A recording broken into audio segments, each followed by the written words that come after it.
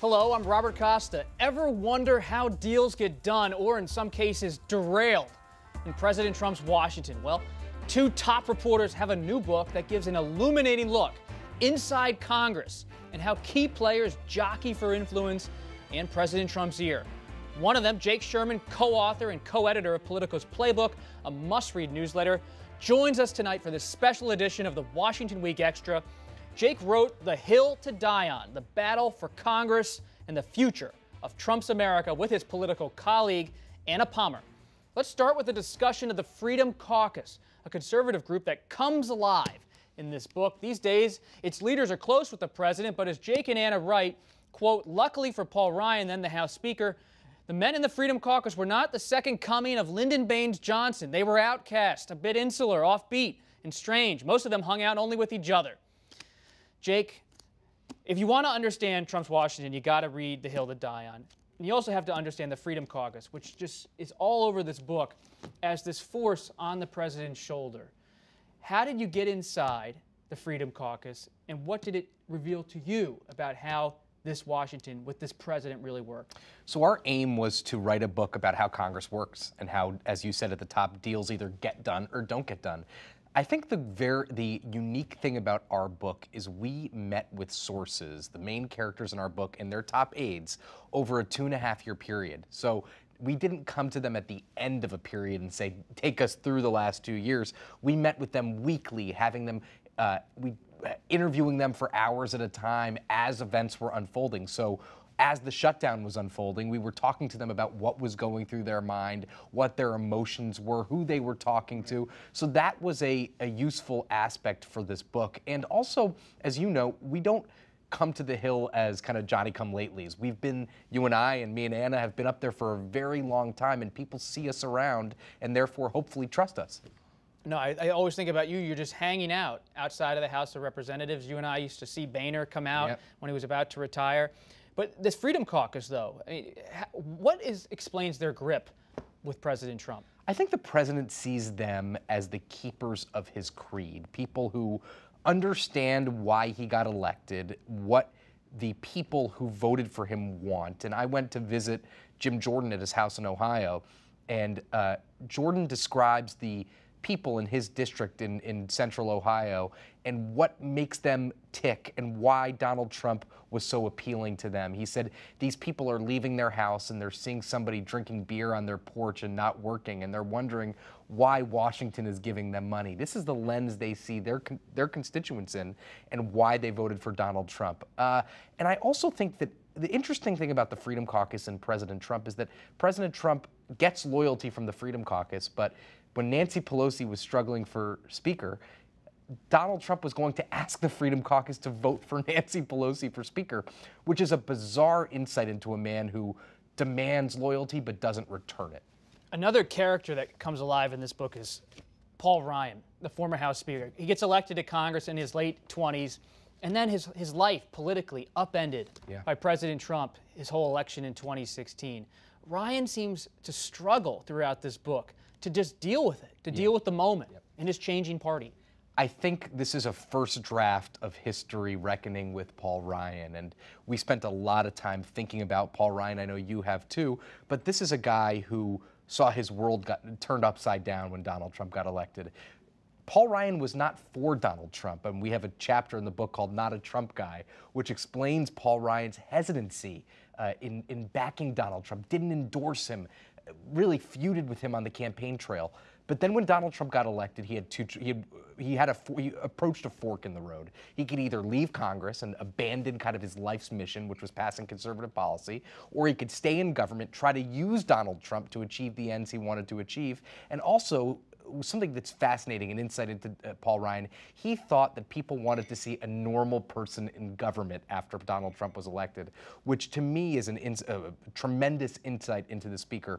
And we kind of chart the speaker's power and his roller coaster ride with Donald Trump, getting tax reform passed, but eventually leaving Congress because he was basically bone tired of the job Paul Ryan was and wanted to go spend more time with his family. He got a tax cut through with President Trump, but he didn't pursue deficit reduction in the way he always thought he would once he got power, once he became Speaker or was a leader in the U.S. House.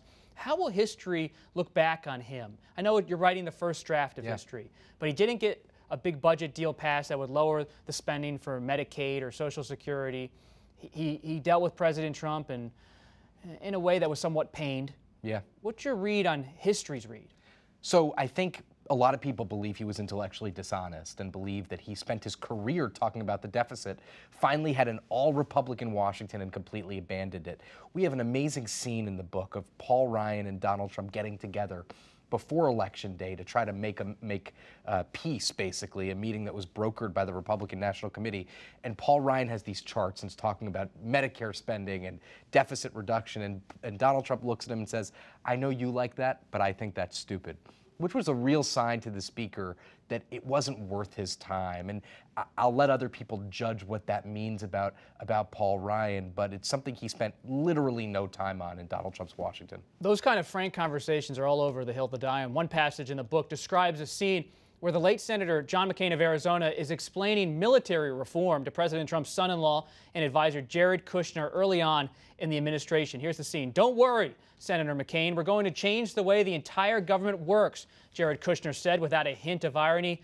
Good luck, son, McCain responded.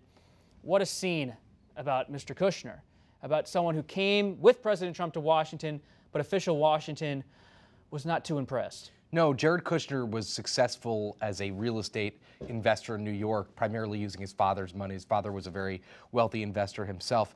Jared has struggles in Washington, and not outwardly, but tries to bend Washington to his will unsuccessfully. He also told Paul Ryan and a group of Republicans, some of Paul Ryan's aides rather, that he didn't like the committee process and he would fix that later, basically saying he would refashion Congress, which is a 200-something-year-old institution. He also says, why is the government spending so much money on undocumented kids? We could just put them up at the Four Seasons for that price. Of course, putting up undocumented kids at a five-star hotel is something that doesn't comport with the reality as we know it. So somebody who came to Washington and thought he would be able to do what he's done his whole career, which is be successful on his own kind of charm and merits, and was not able to do that. One of the other major characters is Speaker Pelosi. She's minority leader throughout most of the book. Then she wins the speakership in November 2018. One person who comments on her is President Trump in an Oval Office interview with you and Anna Palmer. He says he's impressed with her ability to hold together the Democratic Party.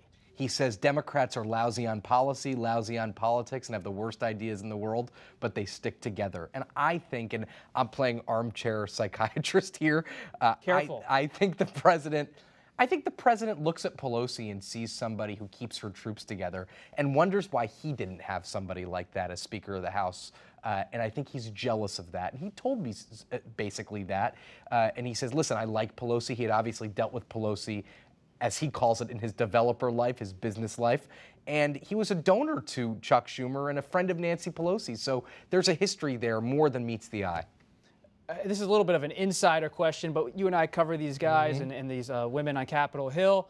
Kevin McCarthy, the minority leader, not someone who's very well known nationally, but he now runs the House GOP. He's someone who's really aligned himself in a comfortable way with President Trump, far different than how Speaker Ryan handled the president. What's McCarthy's future, based on all of your reporting? He's the top Republican now, so that's a pretty good perch for him. He was never the top Republican before. There was always somebody else above him. Listen, if he's able to bring Republicans back to the majority in 2020, he will probably be Speaker of the House. I'm not sure he lasts until 2022. He got elected in 2006, right? And so he's not long. He wants to. He always thinks about when he could make some money, when he could go out into the private sector. He's not obsessed with striking it big or becoming rich, but he is fascinated by innovation and wants to do something different than just be a politician his whole life. So tough to say what his future is, to be honest with you. And I have to ask one final question. The great Anna Palmer, a friend of both of ours. Yep.